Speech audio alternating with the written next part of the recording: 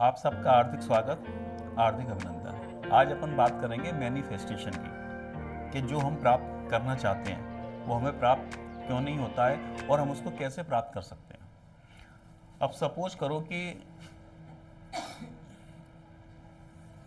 ये आप हो। कौन हो? आप हो।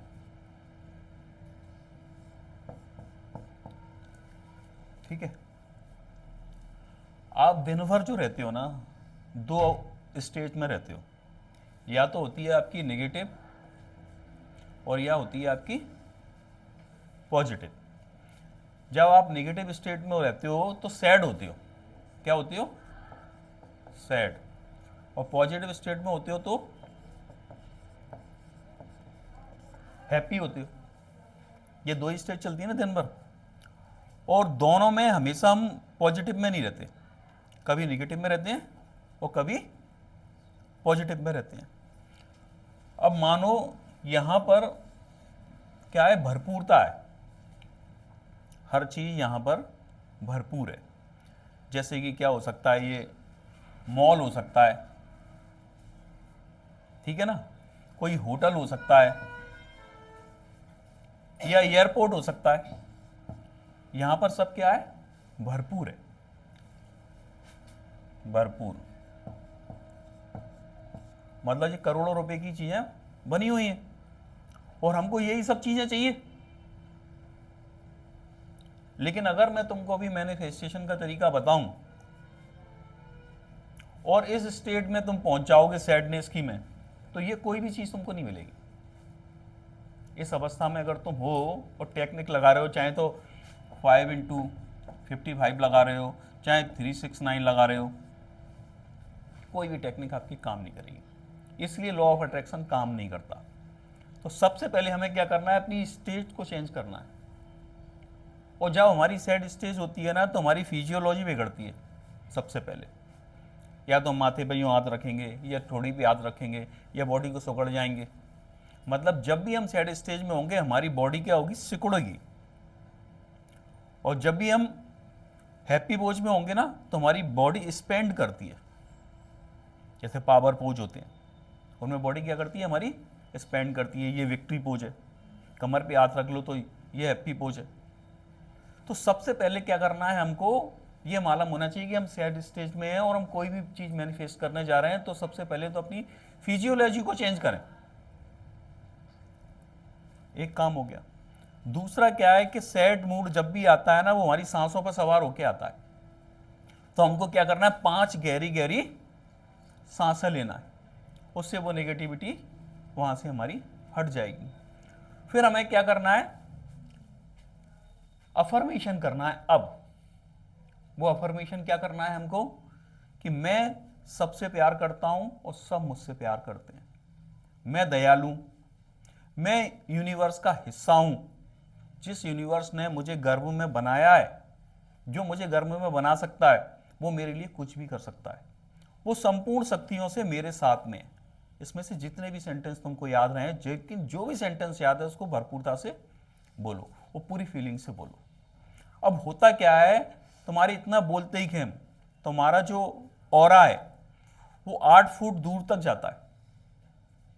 तो जैसे ही तुमने ये अफर्मेशन बोली, वो तो तुम्हारा ऑरा है ना, वो यहां पहुंच जाएगा, तुमसे पहले पहुंच जाएगा जब। और उसका काम क्या है, वो तुम्हारे लिए अनुकूल परिस्थितियों को वहां उत्पन्न कर देगा तुम्हारे जाने से पहले। जैसे ही तुम यहां जाओगे, अगर पहले कंप्लेंट मोड में गए, सैड मोड में गए, तो वहां पर वो नकारात्मक परिस्थिति उत्पन्न कर देगा। तुम्हारे जो वहां मुलाकात होगी ना, वो ऐसे व्यक्ति से होगी जो नेगेटिव होगा तुम्हारे लिए।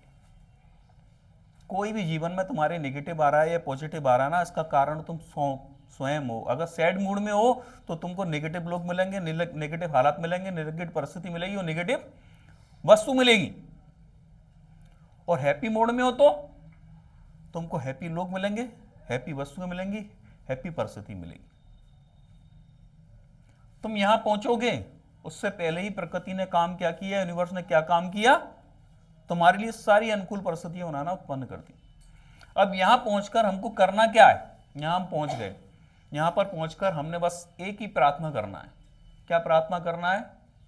चाहे तो वो मॉल हो, चाहे होटल हो, चाहे एयरलाइंस हो, कि जितने पैसे से ये बना है उतने पैसे का मैं आभार करता हूं।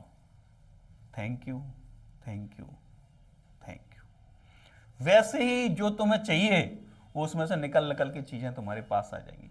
और एक बार तुम इस स्टेज में आ गए तो पता क्या होगा, इस स्टेज के साथ तुम जहां भी जाओगे ना, वो सारी चीजें तुम्हारे फेवर में आना शुरू हो जाएंगी, क्योंकि तुम्हारी नेगेटिव स्टेज टूट गई। तुम यहां पर आए, अनुकूलता तुमको मिली, तुम्हारा उत्साह बढ़ेगा। जैसे ही तुम्हारा उत्साह बढ़ेगा तुम्हारी फ्रिक्वेंसी बढ़ जाएगी, और जैसे ही तुम्हारी फ्रिक्वेंसी बढ़ेगी तो वो चीजें तुम्हारी लाइफ में आना शुरू हो जाएंगी। बीच में तुमको लगता है कि मैं दोबारा से सेल्स स्टेज में आ गया, तो फिर वही काम करना है। सबसे अपने पहले फिजियोलॉजी चेंज करना है। फिजियोलॉजी का इतना बड़ा फर्क है, अगर जंगल में कोई शेर आपके सामने आ जाए और आप उसको उससे बड़ा होकर दिखा दो ऐसे, तो शेर पीछे हट जाएगा, क्योंकि वो सबसे पहले क्या देखेगा? तुम्हारा पोज देखेगा। और जैसे ही हम डरते हैं तो क्या करते हैं? सुकड़ जाती है, एकदम से ठटरी सी बन जाती है हमारी। तो शेर हमको आ रहा, फिर आहार कर लेता है। तो बॉडी को स्पेंड करो, क्योंकि हमारे दिमाग का और बॉडी का कनेक्शन है। जो दिमाग में चल रहा है उसका असर हमारी बॉडी पर जरूर आएगा। और जैसे ही हमने पावर पोज बनाया तो क्या होता है? दिमाग को सिग्नल दे जाता है कि सब कुछ ठीक है, ऑल इज वेल चाचू, ऑल इज वेल, सब ठीक है। तो वो हैप्पी केमिकल रिलीज कर देता है। हमारे दिमाग के पास आंख तो है नहीं, जो हम महसूस करते हैं उसके आधार पर वो चलता है। अब फर्क क्या है, ये मैं एक तुमको उदाहरण से समझाता हूं।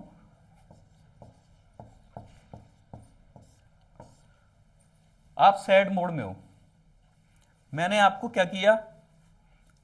एक हीरा दिया, और आपको हीरे का ज्ञान नहीं है। सैड मोड में किसी वस्तु का हमको ज्ञान नहीं होता।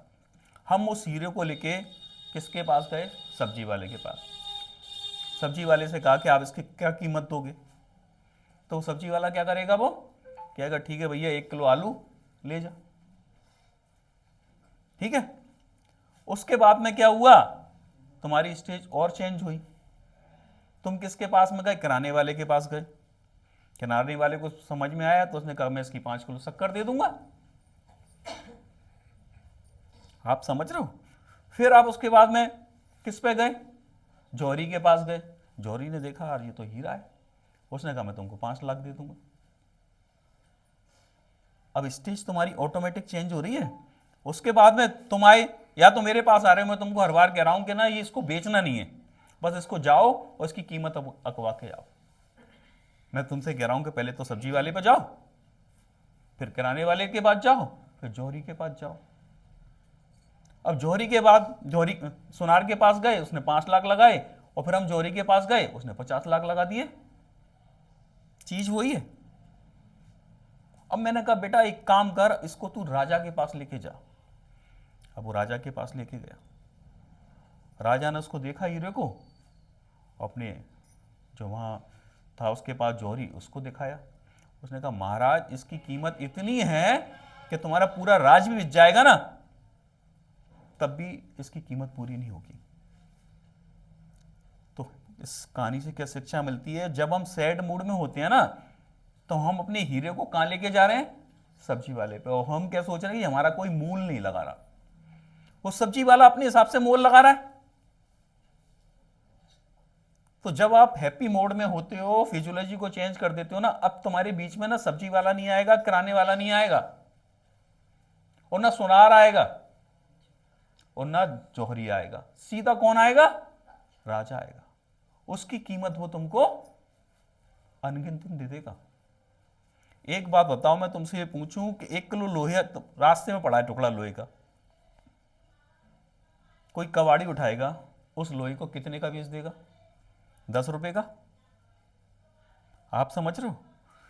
कोई और समझदार उठाएगा, वो जो कुर्सी बनाने वाला है, वो कितने में ले लेगा उसको?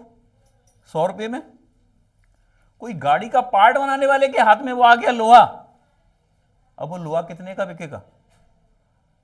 ₹1000 का है तो लोहा ही, लेकिन कोई वो घड़ी में लग गया कीमती में, उसका पार्ट पुर्जा बन के नहीं, तो वो कितने का हो गया? ₹1,00,000 का। लोहा तो वही 1 किलो है, लेकिन उसकी वैल्यू बदल रही है। ऐसे ही तुम अभी लोहा हो 1 किलो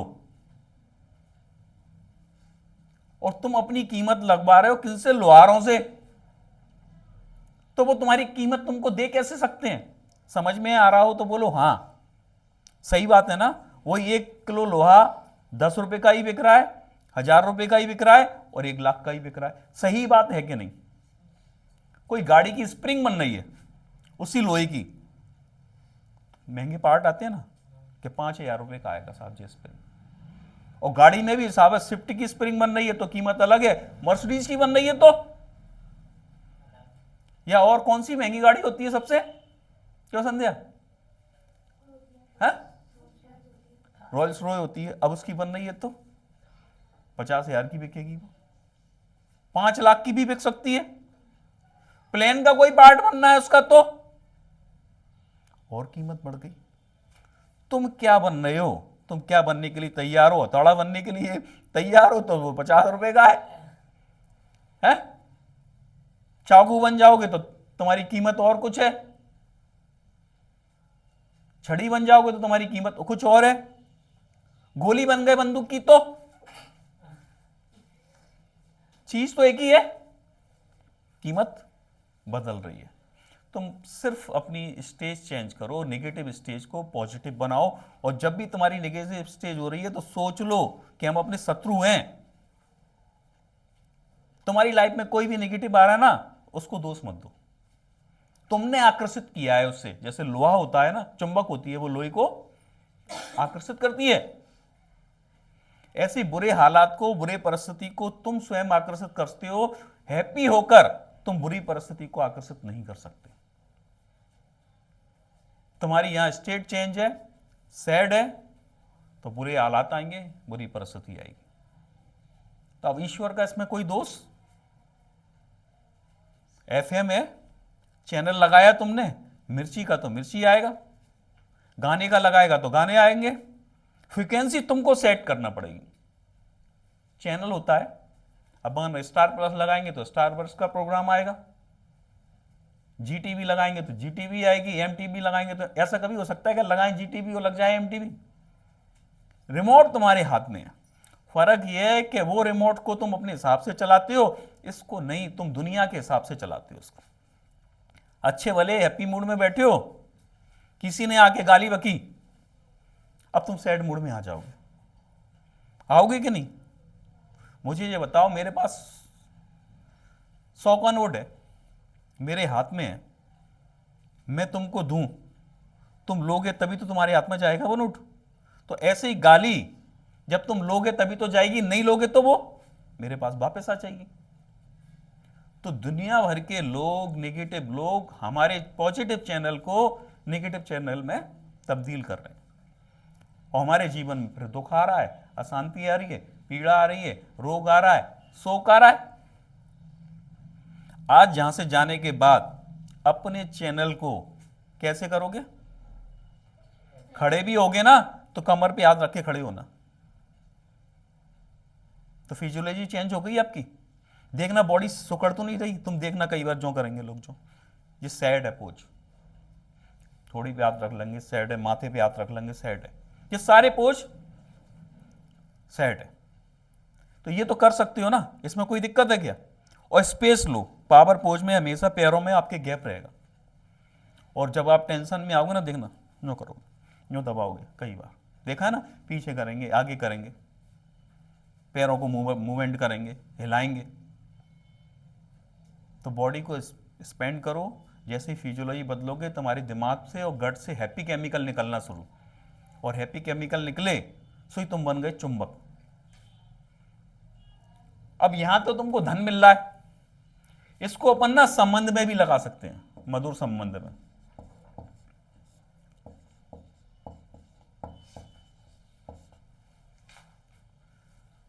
कहीं हम गए, हस्बैंड वाइफ हैं, बच्चा है, बड़े प्यार से बात कर रहे हैं, और हमने कहा इन संबंधों का आभार, वो संबंध हमसे चिपक जाएंगे।